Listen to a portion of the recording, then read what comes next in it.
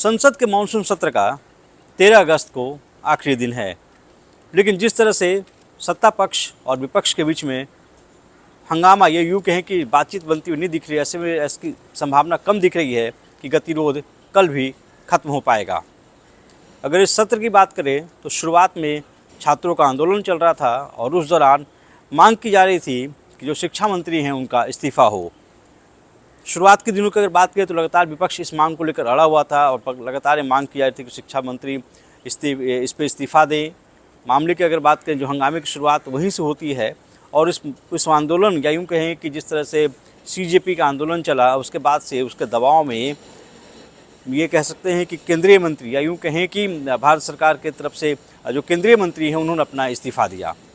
उसके बाद की अगर बात करें तो कोशिश ये की जा रही थी, ये माना जा रहा था कि हो सकता है कि अब संसद सुचारू रूप से चले, क्योंकि संसद कहीं ना कहीं आम आदमी के पैसे, या यूँ कहीं जो टैक्स के पैसे, उससे चलता है। लेकिन गतिरोध खत्म होने का नाम नहीं लिया।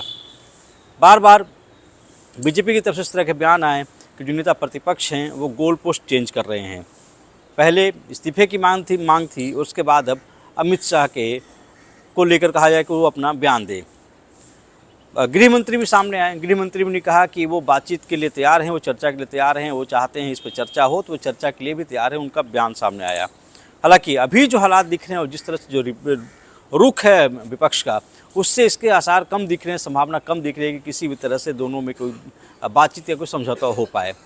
बार बार अगर आप देखें तो बार बार राहुल गांधी की तरफ से भी ये कहा जा रहा है कि जो छात्रों पर पैलेट गन चलाए गए थे उसका जिम्मेवार कौन है।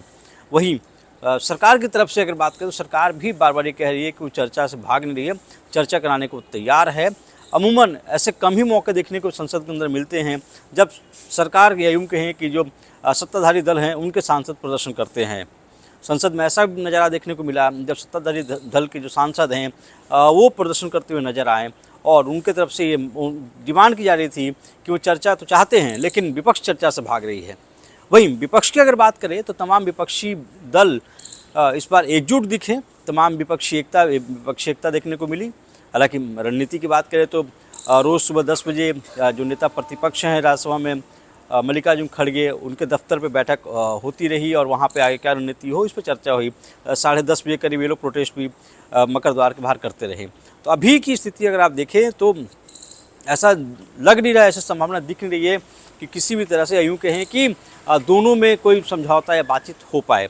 बार बार अगर आप देखिए तो ये आरोप जरूर लगाया जा रहा है, ये जरूर कहा जा रहा है कि सरकार की तरफ से कि वो बातचीत को तैयार हैं, वो चाहते हैं कि गृह मंत्री आएँ सदन में अपनी बात को रखेंगे। लेकिन विपक्ष की बात करें, विपक्ष को लेकर कहा जा रहा है विपक्ष की डिमांड, या यूँ कहें पहले डिमांड और थी, अब ये डिमांड और है।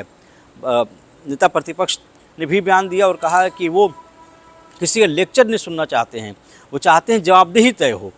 पहले जिस तरह शिक्षा मंत्री का इस्तीफा हुआ, उसके बाद जो पैलेट गन चलाया गया तो उसका जवाबदेह, उस पर जिम्मेदारी किसकी बनती है, वो जवाबदेही तय हो। तो एक टकराव की स्थिति देखने को जरूर मिल रही है।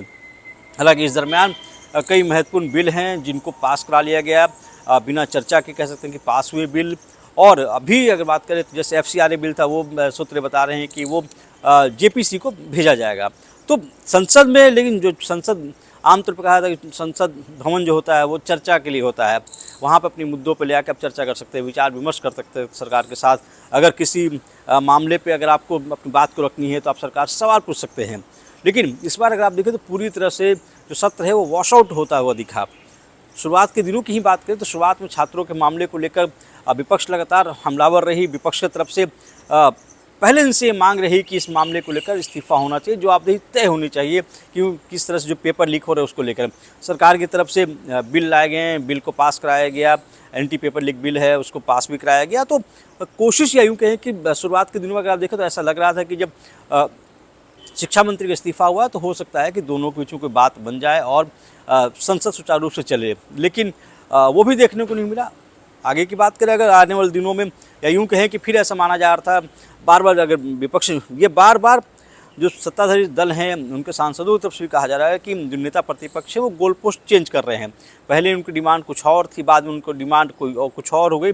वहीं नेता प्रतिपक्ष की अगर बात करें तो जब धर्मेंद्र प्रधान का इस्तीफा हुआ तो उसके बाद से भी उन्होंने करीब 2 बार प्रेस वार्ता भी की, प्रेस कॉन्फ्रेंस भी की और अपनी बात को दोहराया कि हम चाहते हैं कि इसकी जवाबदेही तय हो कि आखिर पैलेट गन किसके इशारे पर चले। तो ये जो टकराव है अब वो लग नहीं रहा है, क्योंकि 13 अगस्त को आखिरी दिन है संसद के सत्र का, मानसून सत्र का। तो ऐसे में अभी जो हालात हैं संसद के अंदर या संसद के बाहर, उसको देखते हुए ऐसा लग नहीं रहा है कि दोनों के बीच में, या यूँ कहें कि जो टकराव है, या यूँ कहें कि दोनों बीच में या कोई समझौता होता नहीं दिख रहा है।